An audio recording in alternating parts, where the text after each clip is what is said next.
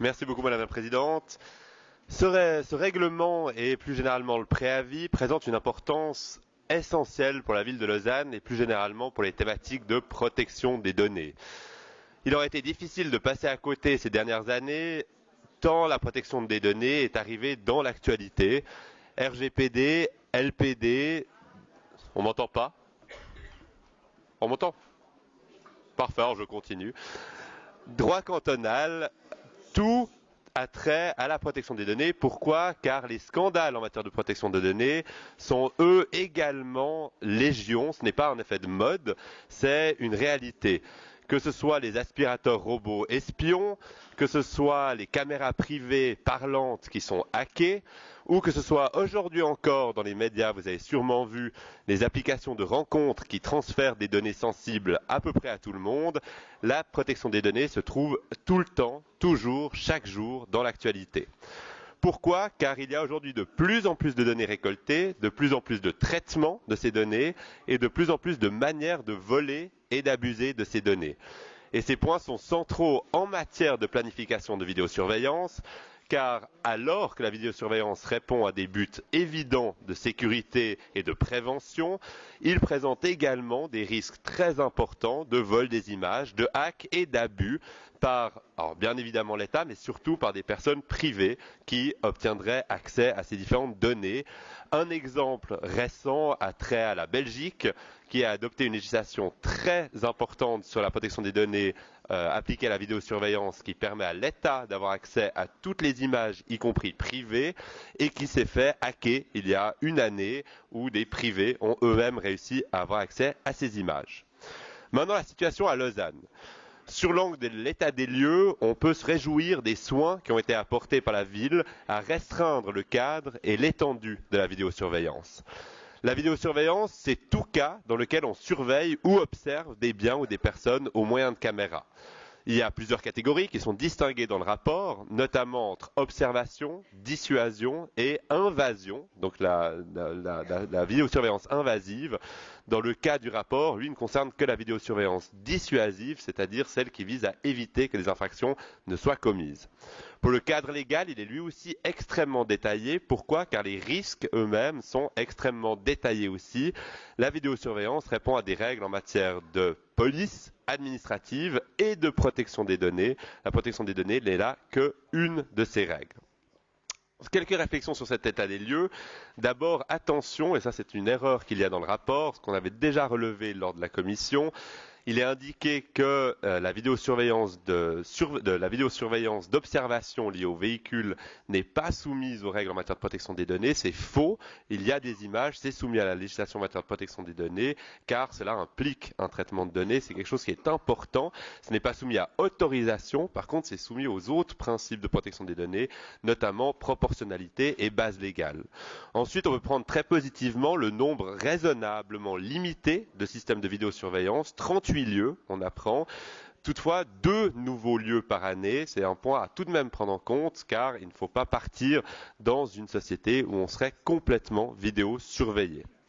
S'agissant spécifiquement du règlement, ça c'est relevé dans le préavis, le règlement est imposé par le droit cantonal et s'exige pour justement s'assurer que les principes de la loi, de nouveau proportionnalité, sécurité et base légale, sont tous respectés. Et un règlement est bien évidemment toujours complexe à rédiger, notamment lorsqu'il se fonde sur le droit supérieur, comme ici, d'où les quelques modifications qui ont déjà été apportées en commission et votées en commission pour assurer la conformité de ce règlement avec le droit supérieur. Il s'agit d'abord de l'article 5, alinéa 1, lettre A du règlement. Pourquoi? Car la loi cantonale sur la protection des données est limpide. Seules les images peuvent être utilisées en procédure pénale. Et la loi l'exige, elle l'impose. Le conseil communal et la municipalité n'ont là-dessus aucune marge de manœuvre, ce qui fait que cet amendement-là a été apporté en commission. Ensuite, une autre modification a été apportée à l'article 5, alinéa 1, lettre C. Dans ce cas-là, pour éviter qu'un terme flou ne soit utilisé, il faut toujours s'assurer dans un règlement que la terminologie utilisée soit claire et ne prête le moins possible le flanc à l'interprétation. Cela étant, et comme cela a été évoqué aussi en commission, il y a encore un point qui n'apparaît pas suffisamment détaillé dans le texte du règlement, c'est celui de la vidéosurveillance des points de collecte mobiles, c'est-à-dire des déchetteries mobiles. Comme vous avez pu le voir, l'article 2, la modification de l'article 2 du règlement ajoute aux lieux qui peuvent faire l'objet d'une vidéosurveillance les postes mobiles de collecte, donc les déchetteries mobiles. On comprend la nécessité de cet ajout. Pourquoi? Car il y a des dépôts sauvages de déchets contre lesquels la municipalité souhaiterait agir.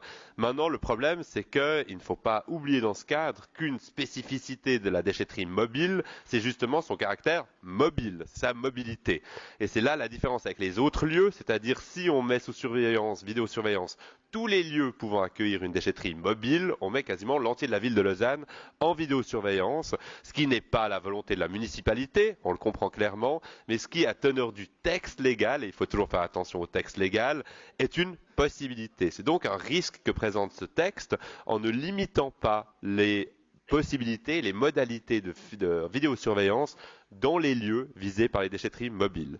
Il faut donc les limites et c'est la raison pour laquelle le groupe des Verts dépose un amendement que je remercie M. Teta de montrer, un amendement de modification de l'article notamment 6 du règlement par l'ajout d'un alinéa 4 qui disposerait l'installation de caméras sur un lieu où se tiendra un poste mobile de collecte des déchets ne peut intervenir qu'au maximum 6 jours à l'avance et ne peut s'étendre au-delà de la fermeture du poste. La municipalité est chargée d'identifier pour chaque poste mobile de collecte des déchets le nombre de jours exact qui est nécessaire au regard des buts poursuivis. Pourquoi cette modification? D'abord car cela évite que des caméras ne soient placées ad aeternam sur des lieux pouvant accueillir une déchetterie mobile. Pourquoi est-ce que la municipalité serait chargée d'identifier le nombre de jours exact qui est nécessaire au regard des buts poursuivis pour chaque lieu? Car là également, la municipalité a indiqué que les risques de déchets sauvages n'étaient pas les mêmes selon les lieux et le principe de proportionnalité exige qu'on adapte finement le délai, c'est-à-dire entre le jour où on démarre la déchetterie mobile et au maximum 6 jours à l'avance.